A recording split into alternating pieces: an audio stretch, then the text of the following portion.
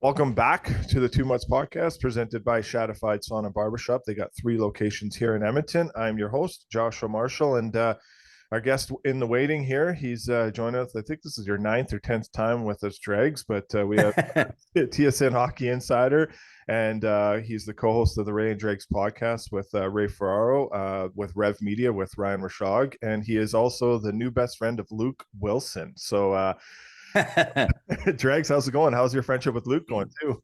Yeah, I'm doing okay, Josh. Thanks for asking. Aside from, I don't know, you know what? My kids are adults and they're gone for the most part. I mean, my son still lives here, but third week of September, it's just like automatic. You get a head cold or a chest cold or something like that, and that's exactly. We did the Leafs and Ottawa Senators preseason game on Tuesday. And Studio 6 at TSN, it's a remarkable studio. It's just this enormous studio. You see it for CFL games, you see it for regional hockey games, you see it for the World Juniors and all that. You can see how vast it is, right? So you wouldn't think that the ventilation in a room that size would be an issue, but just where the insider's chair is on that set, there's like a vent right above our head. It's like 20 feet above our head, but it blows on you nonstop. And I don't know if it was psychosomatic, but about halfway through the second period, I'm like, I'm coughing and sputtering more so than usual.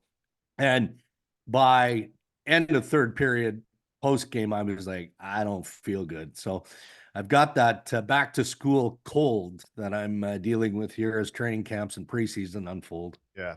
Yeah, hopefully, I heard you yesterday on, I think it was the other day on Overdrive there about it too. And thinking of you there, yeah, things get better. I think the rest of the crew was All good, bud. feeling it too. But obviously, yeah, we're getting going here. Obviously, preseason games are still going on. There's some injuries around the NHL too. But we'll kind of start with Toronto here and kind of what you saw last night. I know you got a game tomorrow night with them, but Easton Cowan kind of earning a spot there, and now see Nick Robinson too with a good showing last night with that nice goal. How do you see this Leafs roster shaping up? Obviously, with the Max Petrie PTO Yeah. wise, how does everything kind of maybe fit in? Do you think with making this team the best it can be on the ice for come? Yeah, well, there aren't a lot of spots available. That's just the reality of the Maple Leafs and the fact they're a cap team. Max Pacioretty, in my opinion, has a spot to lose.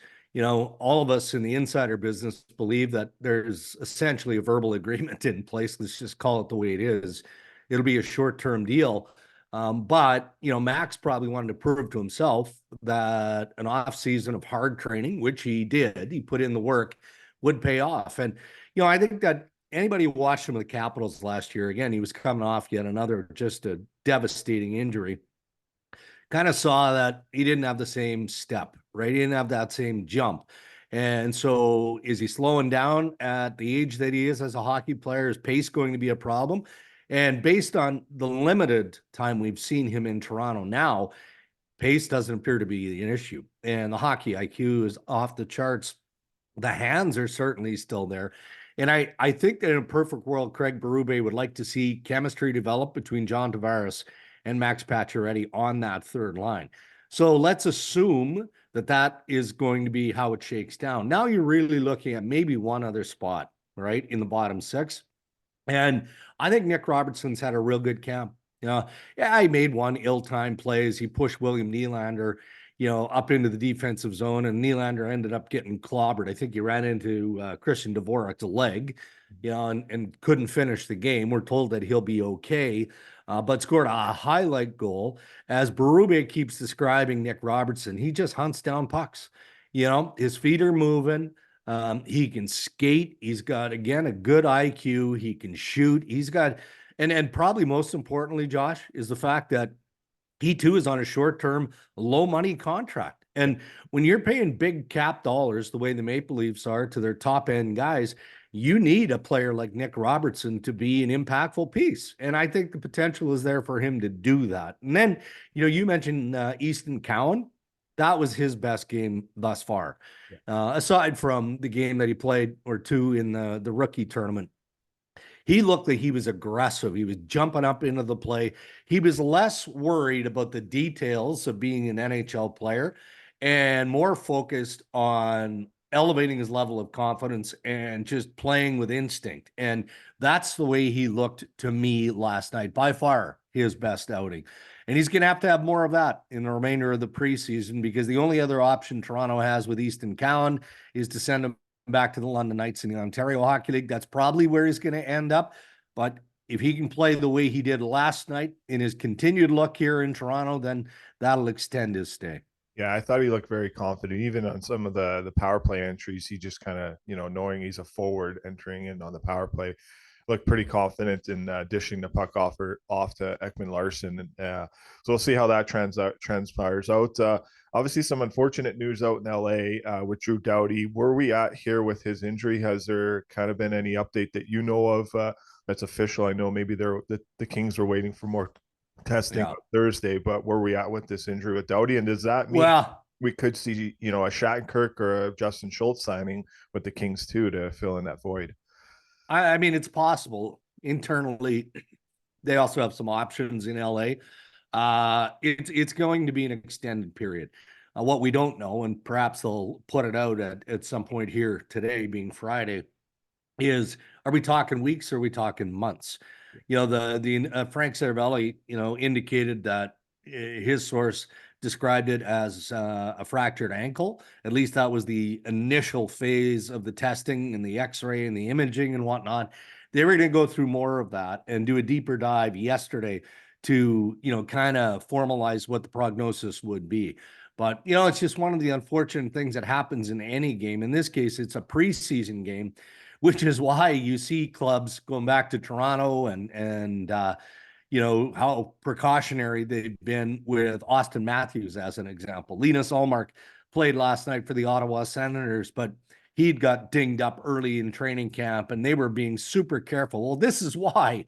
Now, you can get hurt in any game. In this case, preseason hockey can be a little bit more reckless because guys are trying to make an impression, or, the structure that the coach is trying to employ isn't quite there yet because you don't have your final roster.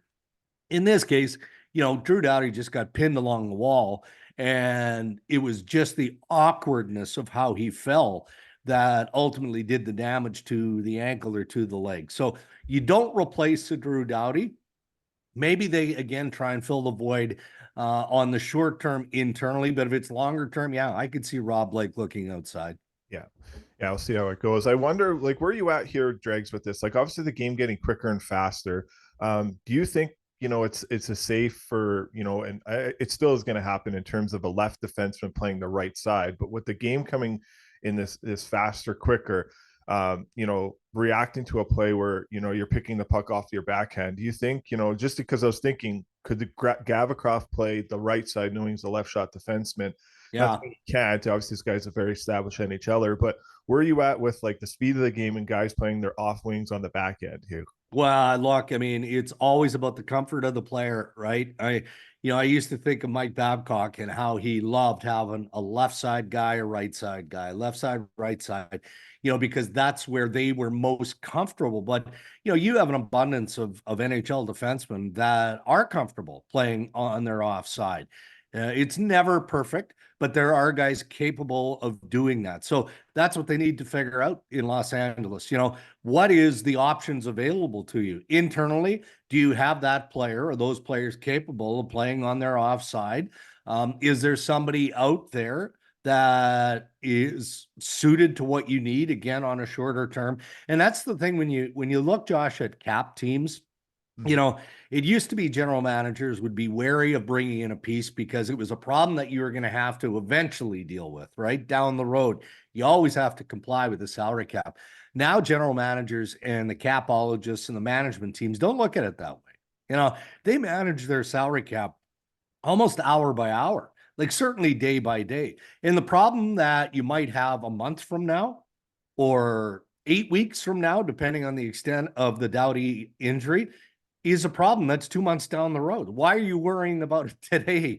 So if you don't have that fix and you don't have that player that is capable of playing on his offside, then again, maybe you do have to look outside. And if there's an affordable player, an experienced player that's out there that you think you can slot in, that's why also you always have managers.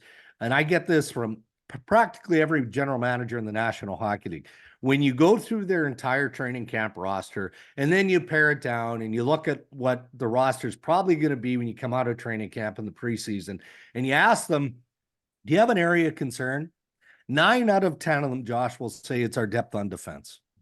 9 out of 10 because of stuff like this that happens. So there's always a way to plug a hole. It's just inevitably when you're a cap team, you run into trouble. But I don't think that Blake is overly concerned, aside from the potential, the long-term absence of a terrific player in Drew Doughty. Yeah, no, exactly. He's a great player, probably going to be on Team Canada at the Four Nations Cup, obviously, too. So hopefully that injury isn't too long. Yeah. Let's move over to some RFA talk. Obviously, Cole Perfetti resigns, and this is a player I believe you know the family very well, too, from your time with the Whitby Minor Hockey program out there out east. But what can you say about him? Obviously, pretty standing in a way of him representing the Jets at the NHL Media Tour, also a charity event, not having a contract. The contract gets done.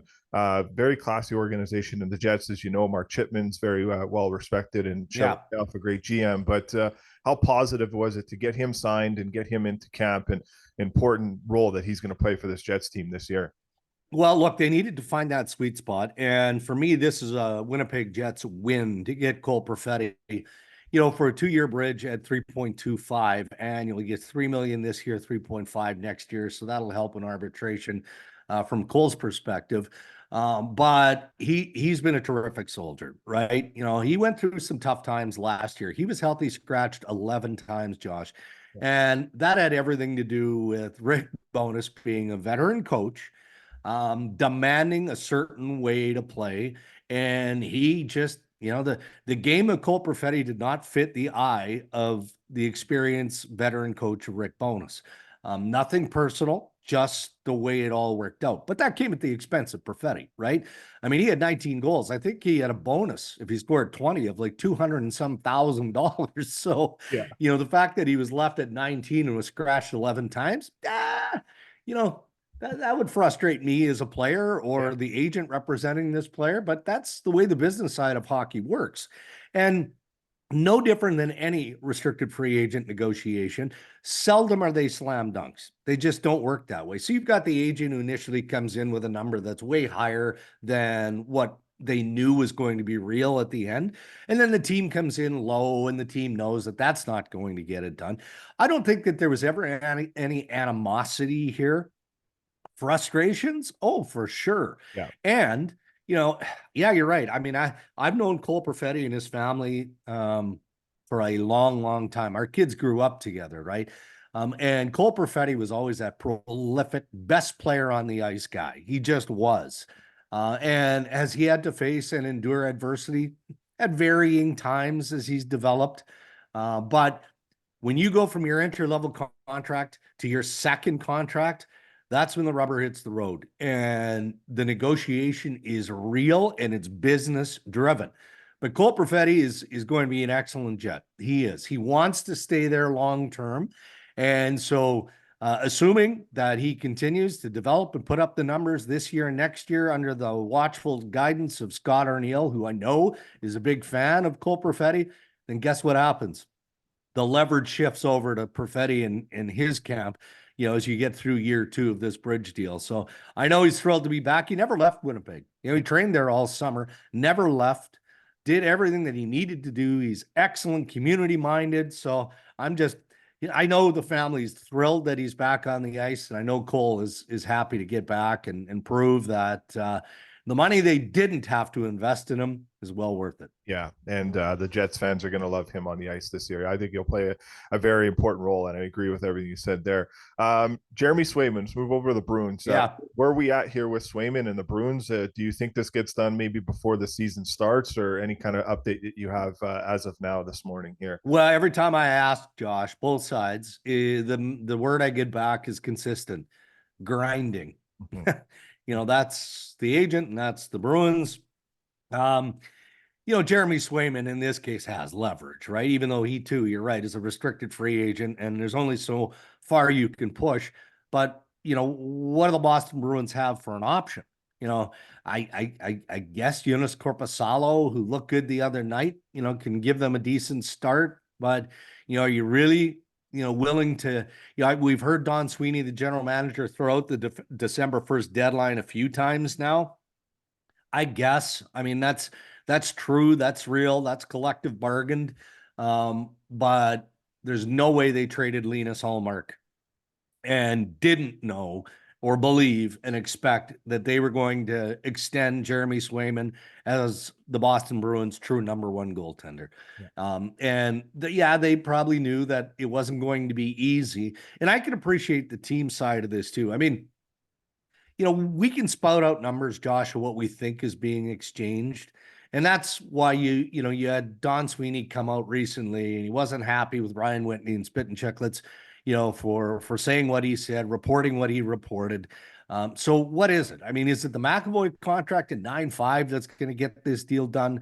Now you make comparables, right? That's what every team does. Connor Hellebuyck, we just talked about Cole Perfetti and the Winnipeg Jets. Connor Hellebuyck is signed at $8.5 million annual average salary. This guy wins Vezina trophies. I mean, so if I'm the Boston Bruins, I'm telling Louis Gross, the agent for Jeremy Swayman, he's not getting 9.5. Sorry. So where are they? Is the gap as significant as some think it is?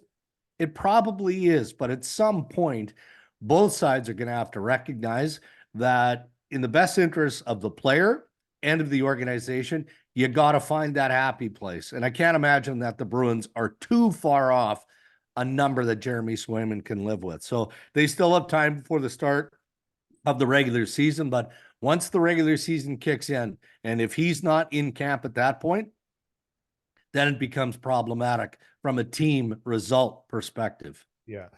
A couple of years ago, we saw the run-in defenseman getting paid in that 9.5 range to 8.5 range. With Shesterkin coming up too, obviously Swayman will be the one that maybe sets the bar here, but do you think we got a brace for this in the National Hockey League? Obviously, we've seen, Bobrovsky's at 10 million, Carey Price was at 10 million, so it has been there before. But is that number going to get higher in terms of the Shesterkin deal? Yeah, I mean, Igor Shesterkin is going to set the benchmark. He will, and that's well earned. I mean, who would argue that? Carey Price at 10.5 isn't playing in the National Hockey League again. We know this. So again, where's the middle ground if you're the New York Rangers and Shesterkin? Is it 11.25? Is it 11.5? Is it 12? That's what's going on now. Shesterkin has made it fairly clear, reportedly, he doesn't want to negotiate once the regular season begins. But is that hard and fast? Is that a line drawn in sand? Look, the New York Rangers know that they're going to have to pay this guy. They're fine with it, but whatever that number is, it can't be good for the New York Rangers, or it would be done by now. So they're in a delicate spot, and maybe that's why Swayman is also waiting. Let's see what Shesterkin gets, and then they use him as a comp, and maybe Hellebuyck and some of the other top paid goaltenders are kind of balanced in there, and then Swayman kind of cherry picks where he sees he fits. I think that Shesterkin and the Rangers are going to close that gap prior to the start of the regular season, but there's no guarantee of that, and I think it's somewhere between 11.25 and 11.5. I think that gets it done. Yeah, I'd agree there for sure. Let's move out west out here. The Oilers, not the greatest preseason that they probably want, but at the end of the day, I don't think how much we really judge preseason games. Obviously you're not having a veteran lineup to start the first week, usually say in the second week, but where are you at with their back end? Obviously, with losing CC and a couple other guys on the back end, and Broberg, Emberson's going to have an opportunity. Josh Brown's going to have an opportunity. Troy Stetcher's going to have an opportunity internally. They could look outside, but are you concerned with the back end here, or are you pretty confident that they can get by until the trade deadline to upgrade in that position? Well, I'm not concerned. But if I were an Oilers fan, I'd be concerned. I mean, what I'm seeing in terms of some of the guys that you mentioned, are they capable? Sure. Are they going to move the needle? Probably not. What's going to move the needle, Josh, is Darnell Nurse. And, this is a tough one because we know Nurse isn't healthy, right? And when you don't feel 100%, that takes a mental and obviously a physical toll as well. But he needs to be way better than what he was last year, the year before. Wire to wire, he needs to be better. And if he is, then I think that covers off a lot of ground. Evan Bouchard, I don't think that anybody is going to question what he's going to bring to the table, and that too, in and of itself, is a concern because he's on the cusp of needing a new contract. And when you talk about big paid defensemen, well, Bush is going to fit into that category and probably is in that category. And there's no reason to think that he's going backwards. He just won't. So the advantage that the Oilers have is they've got some top end guys, Ekholm, of course, throw into that equation, that are big minute men. So they shoulder the majority of the load.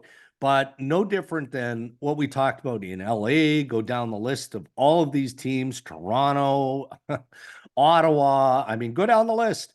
Every team has a concern with that lack of depth on the blue line. And, trying to cherry pick and find a guy that's on a scrap heap somewhere, it's difficult. But what you'll see here, though, Josh, is again, as camps come to an end, preseasons end, final rosters are submitted, maybe there's a deal to be had out there. Maybe there's a piece that we're not sure about that ticks a lot of boxes. I had a conversation, this guy isn't available, so don't misinterpret what I'm about to say. I had a conversation with Steve Staios the other day, and we were talking about Travis Hamonic, who got his knee cleaned up, so he's healthy.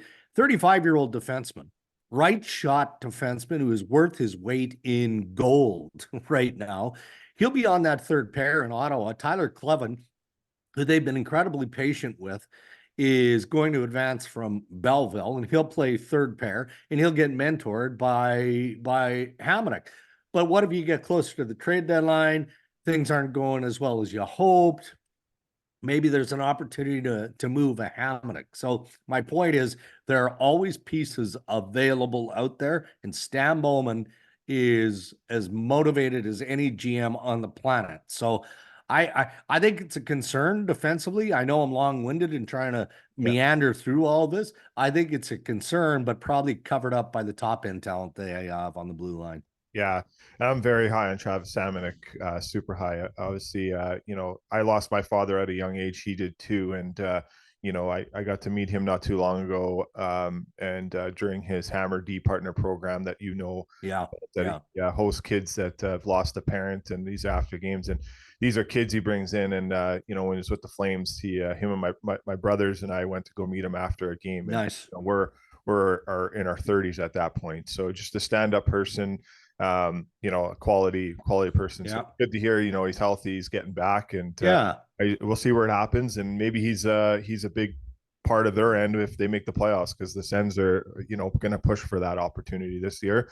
Where are you at with the Flames? I know you and Dregs, and we're kind of talking about it on the Ray and Dregs podcast yesterday that came out. So people can check that out on Apple Podcast and Spotify and all the other podcast platforms. But I'm bullish on the Flames here, but I think for some reason, I don't know why, I believe that they could push for a playoff spot.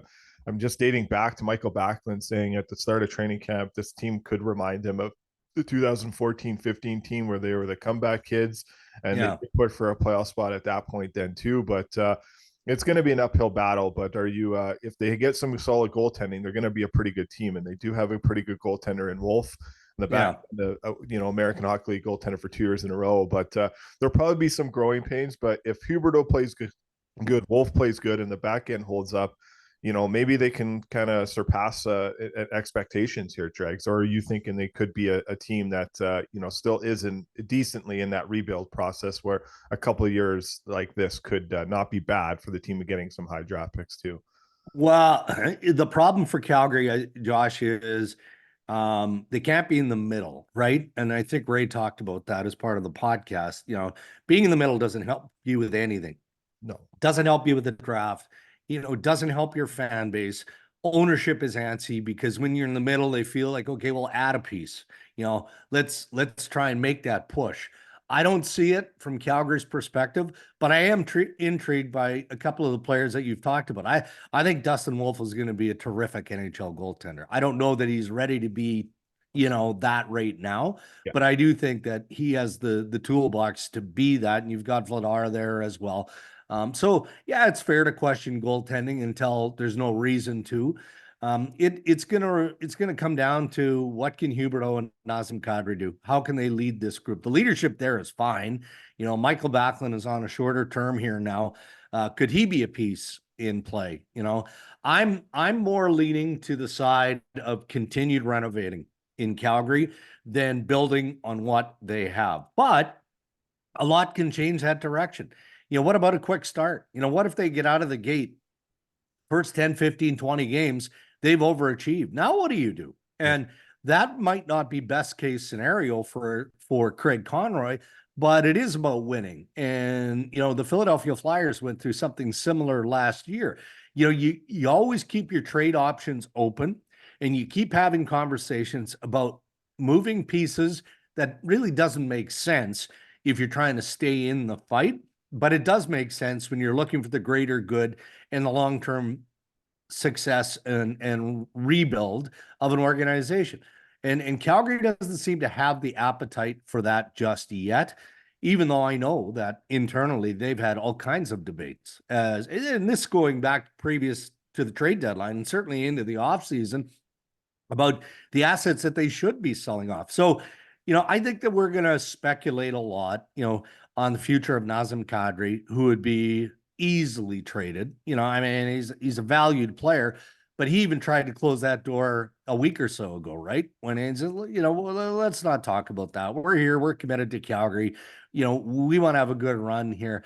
So there's a lot of question marks around this organization. So definitively, I can't tell you that I think that they've got a chance or they don't have a chance. I think the problem is they're good enough to be better than they need to be. But I don't see them being good enough to challenge for a playoff spot. Yeah, we'll see how that goes for sure. Let's finish up on the San Jose Sharks. Kind of reason I want to talk about them. Obviously, a couple friends of our podcast, they're on that team now with Tyler Toffoli signing a big deal there, and then Matt Benning too. But some intriguing players to watch, and Will Smith and Macklin Celebrini.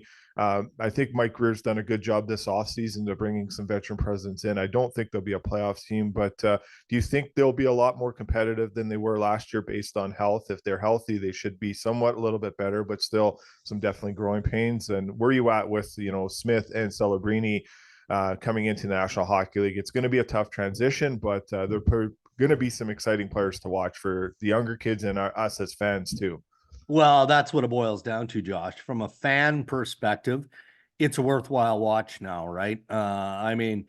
We would do San Jose games, or you're watching on a night where there's not a whole lot going on. And with all due respect to those players and the staff and Mike Greer, it was an eye roll. You're looking at this team last year going, oh boy, like we know what they're trying to do. It's abundantly obvious, but you still have to get through the regular season. So the heavy lifting isn't over yet because as we see in Chicago, they've got to now piece together a competitive team and a team that is going to make sure that Connor Bedard is flanked by players who can play with him and help him develop. Well, that's now the MO for Mike Greer is to make sure that Macklin Celebrini is insulated, right? There's going to be growing pains there. They're going to have tough times ahead, but I think that Chicago is more or less now a template for how you usher in these top draft picks, these really good young players. And that's to make sure that you surround them with guys who can still skate, and most veteran players can skate. If you're in the National Hockey League, you can skate. But you have to be high character to make sure that Macklin Celebrini, I don't think the training is going to be an issue for him. He's grown up in that world of elite training and sport. So I don't think he's ever going to need extra motivation, but that'll be the challenge for Greer, is to make sure that those good young pieces are surrounded by players who can play. Yes, of course, but good high character community people who, help lead these guys to a place where now they can give back in that sense. So I think the Sharks will be more fun to watch than we've seen in a while, but mostly because of a couple of individual players and stories. Yeah, for sure.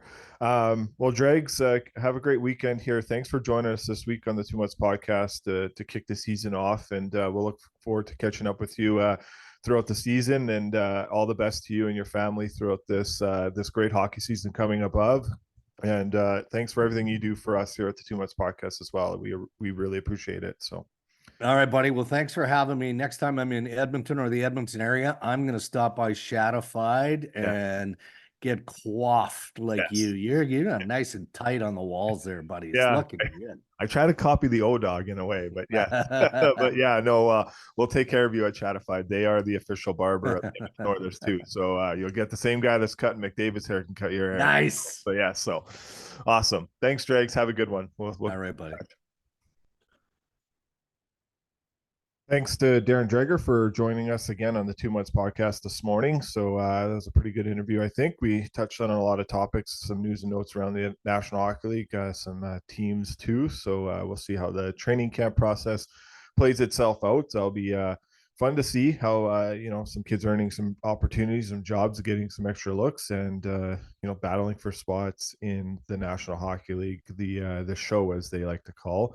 But yeah, looking forward to opportunities there and some storylines as training camp goes into week 2, how that process plays itself out. We'll have some more interviews coming up next week. Got some good things kind of working out here.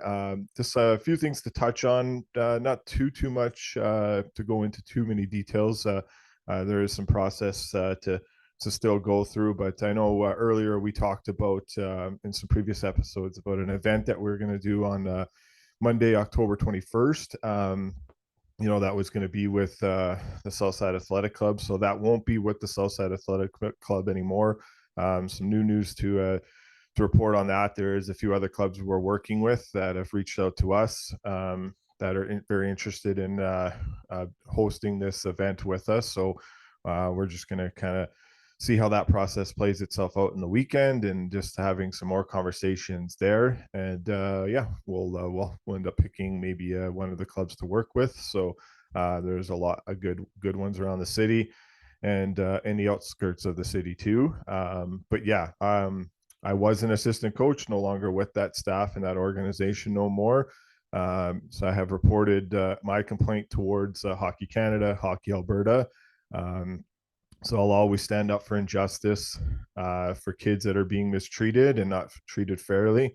Their mental health matters, just like everyone's mental health matters. So I think there's some good people in that organization, 1000%. I'm not going to totally judge this situation on someone's character. There is obviously some miscommunication that went on. One coach resigned. I stood up for what I believe in. I was dismissed because I was standing up for injustice acts towards 4 kids on the team. Interesting enough, about 2 weeks ago, Leduc Minor Hockey, their U15 AAA coach, same thing that's going on here. He was actually fired for doing the same thing. So there is a precedent already, and it's very fresh in everyone's mind. The U15 AAA coach in Leduc, was removed for the similar situation. And so, we'll let the due process play itself out. The complaint has been put forward to Hockey Canada and Hockey Alberta. I have heard back from both. Some more conversations will continue to happen. So, before I go too public with everything, just letting you know that we still will do this event.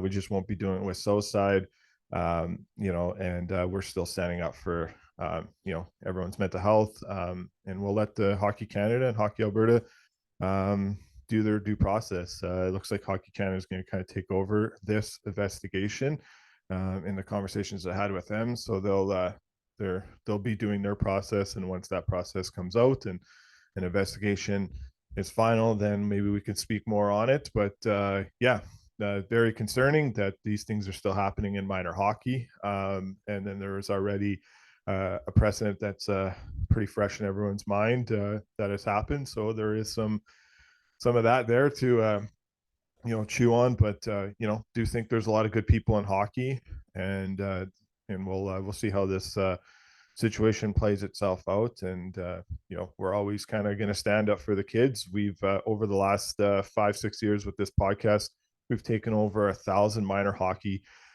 players to Edmonton Oilers practices, to Calgary Flames practices, Devils, Kings, Islanders, many other NHL teams, Stars. So it's something we continue to work with, and working with teams in the city to bring their kids the opportunity to meeting some NHL players and watching NHL practices and meeting some coaches and getting some stuff there. But yeah, we'll do that.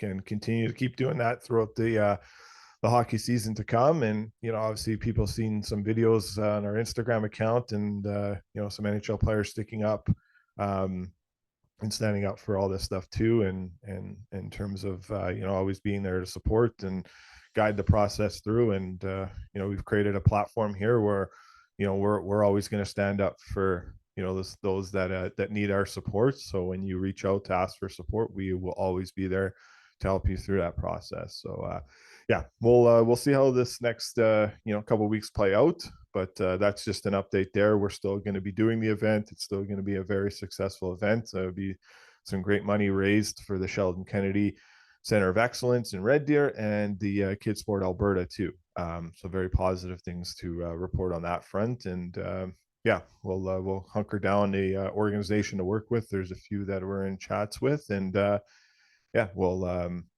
make that announcement once that's official, and work with those great organizations too. So maybe there's just more than one we work with. But yeah, anyways, that's where an update is there. And stay positive. And there's people in Hockey Canada, Hockey Alberta to do these investigations for a reason. So obviously there's a process to putting things forward, but definitely concerning. And yeah, we'll again keep the wheel moving, and hopefully better days are coming. We're always thinking of those kids that were affected by the mistreatment and the unfairness that they had during a trial process.